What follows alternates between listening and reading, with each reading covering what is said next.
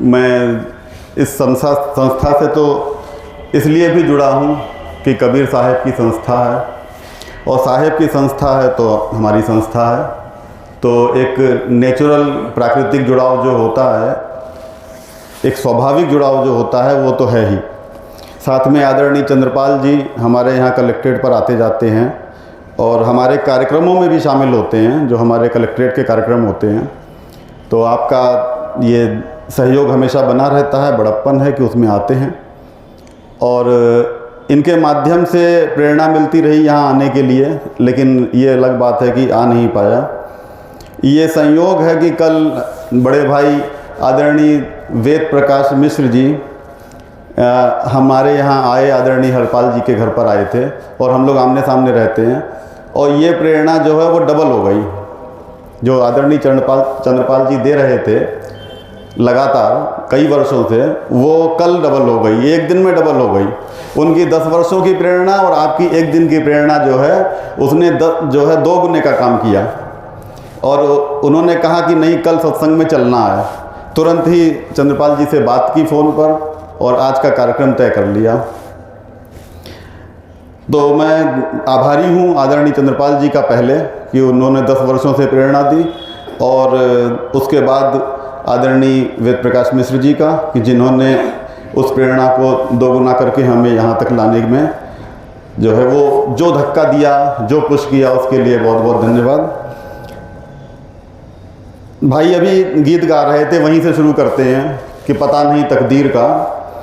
तो हम सब जानते हैं यहाँ ज्ञानी प्रबुद्धजन बैठे हैं, मूर्धन्य लोग हैं इस समाज के। अगर संस्था से जुड़े हैं तो मूर्धन्य होंगे, तभी जुड़ पाए होंगे। जब समझ में आता है तब जुड़ते हैं, और कबीर को समझना आसान नहीं है, ये तो सभी जानते हैं। क्योंकि कबीर जो बात कहे जाते हैं उलटबासी, वो समझ में आसान नहीं है किसी के आ जाए, और जो समझ लेता है वो फिर उनका हो जाता है, और फिर परमात्मा का हो जाता है। और बहुत से लोग सोचते हैं कि हम समझ गए हैं, लेकिन ये प्रबुद्ध जन जानते हैं कि वो लोग समझे समझाए कुछ भी नहीं है।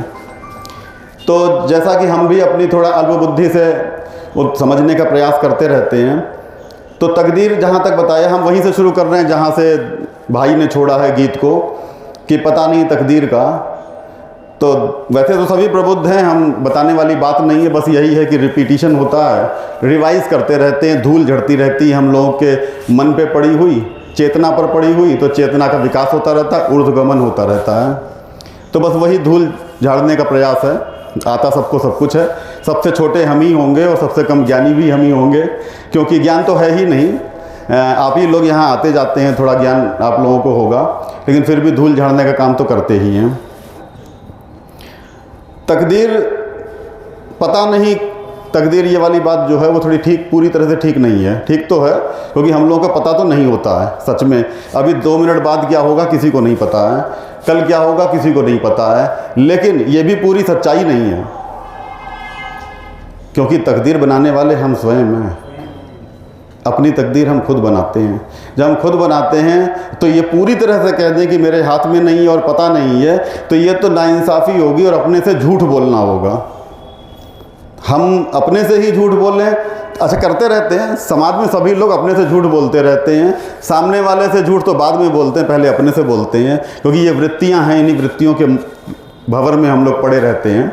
तो उस भंवर के कारण जो वृत्तियों का भंवर है वो हमसे कराता रहता है, ये काम अपने से झूठ बुलवाता रहता है। तो ये सच नहीं है पूरी तरह से, आधा सच है कि हम जानते नहीं हैं, क्योंकि परमात्मा ने जो रचना रची है वो इस तरह की रची है कि हम लोग विस्मृत हो जाते हैं, भूल जाते हैं कि क्या होने वाला है।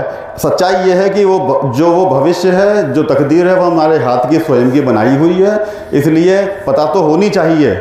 नहीं है, ये हमारी विस्मृति है, अज्ञानता है, हमारी चेतना, हमने जो ऊर्ध्वगमन नहीं किया है अभी, उसके कारण है, और वो हमारी अपनी गलती है, किसी और की नहीं है। थोड़ा सा इसमें हम और आगे बढ़ाएंगे बात को, कि हमारा जो चक्र है वो मन, बुद्धि, विचार, वचन, आचरण, ये क्रम है। मन, बुद्धि, विचार, वचन, आचरण, हम जो करते रहते हैं जन्मों जन्मों तक हमारा ये क्रम चलता रहता है। आज हम जो अब की कहीं से भी पकड़ लें, एक वर्तुल है मन बुद्धि विचार वचन आचरण। आप कहीं से पकड़ लें, मान लीजिए आचरण से पकड़ लेते हैं, तो आचरण हम जो करेंगे वो मन बनाएगा, मन वैसी बुद्धि बनाएगी, बुद्धि वैसा करने के लिए प्रेरित करेगी, वैसे विचार आएंगे, वैसा ही हमारा वचन होगा। यानी कि हमें अगर हमारी वृत्ति जो है वो जन्मों जन्मों की अंदर संग्रहित है क्रोध करने की, तो क्रोध करेंगे और गाली देंगे, वैसा ही वचन आ जाएगा, और फिर वचन से वैसा ही आचरण। थप्पड़ मारना होगा, मार ही देंगे, आचरण आ जाएगा, आचरण से फिर मन बन जाएगा, मन से फिर बुद्धि बन जाएगी। तो अगर हम कहीं बीच से कहीं से भी पकड़ लें, मान लीजिए हम विचार से पकड़ लेते हैं, कहीं से बीच से पकड़ सकते हैं। अगर हमारा विचार गलत आया, किसी के प्रति क्रोध आया, ईर्ष्या आई, वचन में आ जाएगी तुरंत, विचार से वचन बन जाएगा, यानी कि हम गाली दे देंगे, वचन से आचरण में आ जाएगा, हम थप्पड़ भी मार देंगे, और आचरण से फिर मन बन जाएगा। किसी जगह से पकड़ लें, एक वर्तुल है मन बुद्धि विचार वचन आचरण का, ये वृत्ति है। क्रिएटर ने जब हमें बनाया, इस क्रिएशन को बनाया, तभी वृत्ति साथ में बना दी, और हमसे ये वृत्ति जो है वो मन बनाती है। हमारे अंदर एक मन है, और वो मन हमसे वो काम करा लेता है। हमारा कदम जो उठता है वो उसी के अनुसार उठता है। हम इससे पार निकल नहीं सकते क्या? अगर वृत्ति है और मन है तो क्या हम इससे पार नहीं निकल सकते हैं? बिल्कुल निकल सकते हैं। उसी के लिए कबीर साहब की ज़रूरत है। कबीर साहब की ज़रूरत क्यों? क्योंकि कबीर साहब निकल पाए, और वो उन्होंने निकल के ये दिखा दिया हम सबको कि हम सब निकल सकते हैं। जो उनके अंदर चेतना थी वही चेतना हमारे साथ, आपके अंदर, सबके अंदर है। लेकिन हम तो ढीठ लोग हैं ना, हम लोग ढीठ लोग हैं, इसलिए हम लोग उसी वृत्ति में चलते रहते हैं, उसी वर्तुल में घूमते रहते हैं। छलांग लगा सकते हैं, लेकिन कौन लगाए? जब रजाई में आनंद आता है तो कौन बाहर निकले? जब हमें सोने से ही फुर्सत नहीं है तो कौन जागे? और जो जाग गया, जागे सो पावे। सुखिया सब संसार है, सोवे और खोवे। सुखिया सब संसार है, सोवे और खोवे। और दुखिया दास कबीर है, जागे और रोवे। जागे और रोवे। रोवे क्यों? क्योंकि हमारी दशा देख के रोता है वो। दुखिया दास कबीर है, दुखी क्यों है? हमारी दशा देख के। उसको तो परम आनंद मिल चुका है। दास कबीर जो कबीर साहेब हैं, साहेब को तो परम आनंद मिल चुका है। उनके आनंद की तो कोई सीमा है नहीं, वो तो परमानंद में, सच्चिदानंद में रम गए हैं, लीन हो गए हैं। लेकिन हमारे कर्मों को देखकर वो दुखी है कि हम भी तो निकलें। उनकी इच्छा है कि हम भी निकलें, नहीं निकल पा रहे हैं, ये हमारी समस्या है, और हमारी समस्या को देखकर वो रोते हैं। लेकिन चेतना तो सबके अंदर है, और उससे निकला भी जा सकता है, और कबीर साहेब ने निकल के दिखाया भी है। साहेब ने एक क्रम में दिखाया है कि पहले हम लोग डरते हैं उस कदम को उठाने के लिए, हाय क्या होगा, जानते ही नहीं है कि अगर हमने वो कदम उठाया तो अभी तो एक जो भी अड़चन वाला मार्ग है, कांटों भरा मार्ग है, जो हमारा कंकड़ों वाला मार्ग है, उस पर हम चल रहे हैं, लेकिन चलता हुआ समझा हुआ मार्ग है।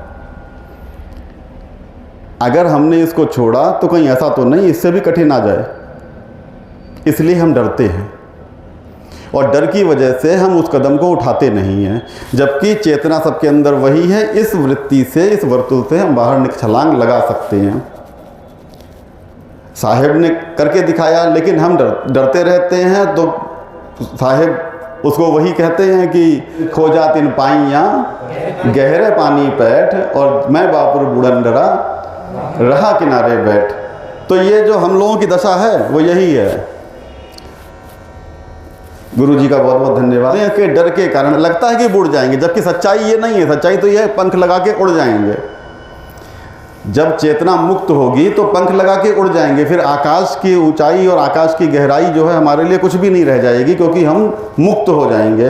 लेकिन सच्चाई ये होते हुए भी हम कहाँ हैं कि मैं बापुर बूढ़ंडरा रहा किनारे बैठ, हम तो किनारे ही बैठे रहते हैं।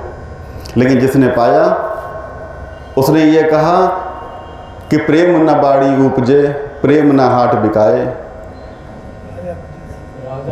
राजा प्रजा जही रुचे, शीश दे ले जाए। प्रेम न बाड़ी उपजे, प्रेम न हाट बिकाए, और राजा प्रजा जही रुचे, जिसको भी रुचे शीश दे ले जाए। तो ये जो शीश हमें देना है, प्रेम जब परमात्मा से प्रेम हो जाता है तो सारे जगत से प्रेम हो जाता है, और इसी प्रेम से ही वो करुणा पैदा होती है जो साहेब को हमारे ऊपर पैदा हो रही है कि दुखिया दास कबीर है। वो करुणा जो है प्रेम से पैदा होती है। तो प्रेम ना बाड़ी उपजे, हम प्रेम जो है वो कहीं उपज नहीं रही है, वो हमारे अंदर है। हमें अपना शीश देना पड़ेगा। अब जब ये शीश हम दे देंगे तो हमारे अंदर का प्रेम जो है वो उससे एक कनेक्शन हो जाता है, वो कनेक्शन मिल जाएगा और हम कहीं भी पहुंच जाएंगे जहां पहुंचना है, जहां का उद्देश्य, जहां के लिए हम सब लोग यहाँ इकट्ठे हैं। आगे साहेब जो हैं वो इसके भी आगे जाते हैं कि शीश दे ले जाए। हेरत है सखी कबीरा गया हेराए, और बूंद समानी समुद्र में सोकत हेरी जाए।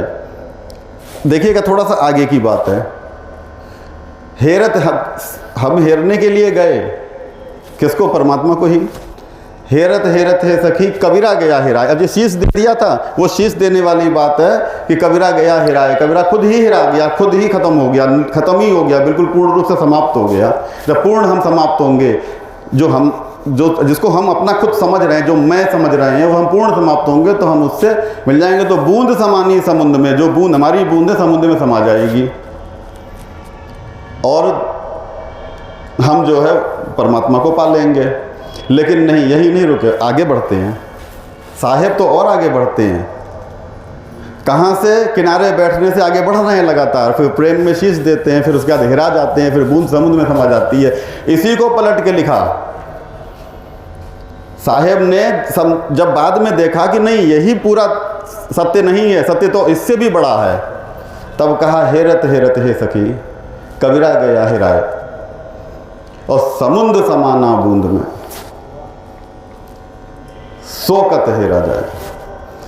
अब साहेब कह रहे हैं समुद्र ही बूंद में समा गया है। तो साहेब को समझना इतना आसान नहीं है, और जो लोग नहीं समझ पाते हैं वो बाहर हैं।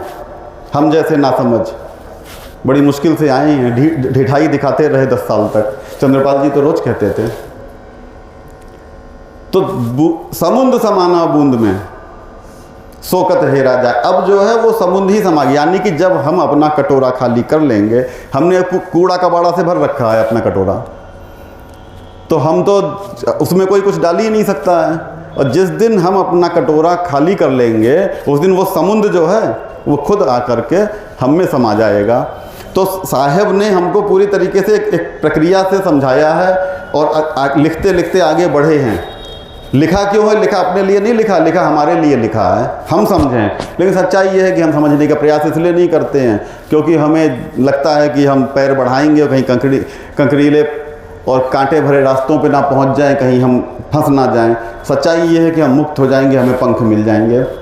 तो एक चेतना हमारे अंदर है, और साहेब के एक 4 लाइनों से ही अपनी बात को ख़त्म करें। हम एक चेतना हमारे अंदर है, अगर हम चाहें तो उस स्विच को ऑन कर सकते हैं, बल्ब जल सकता है। लेकिन होता क्या है कि हम वही बापुर बूढ़ंडरा करते नहीं हैं। तो हमारे अंदर जो चेतना है उसके लिए साहब ने लिखा है, और हमें उस चेतना को स्विच जलाने की ज़रूरत है। हम जिस दिन स्विच जला लेंगे उस दिन हम पा जाएंगे। और क्या है? काहेरी नलिनी तू कुमिलानी, तेरे ही नाल सरोवर पानी। हमारे अंदर है वो ऊर्जा, हमारे अंदर है। काहेरी नलिनी तू कुमिलानी, तेरे ही नाल सरोवर पानी। जल में उत्पत्ति, जल में वास, जल में नलिनी तोर निवास। जल में ही हमारे तो नलिनी जो है वो जल में ही स्रोत में है, हमारे अंदर वो स्रोत मौजूद है, लेकिन हम तो खुद ही बेवकूफ़ हैं, हम खुद ही मूर्ख हैं, हम मूढ़ लोग हैं जो उस नलिनी उस स्रोत से अपने दिए को जला ही नहीं पा रहे हैं, अपने स्विच को ऑन ही नहीं कर पाए, बल्ब जल ही नहीं रहा है। तो काहे रे नलिनी तू को मिलानी, तेरे ही नाल सरोवर पानी, जल में उत्पत्ति जल में वास, जल में नलिनी तोर निवास, कहे कबीर जे उदिक समाना, ते ना मुए हमरे जाना। जो ये मौत का भय है ये ख़त्म हो जाएगा, कभी कोई मौत होती ही नहीं है, मौत तो मिथ्या है, ते न मुए हमरे जाना। बहुत बहुत धन्यवाद। श्री चरणों में आदरणीय चलता।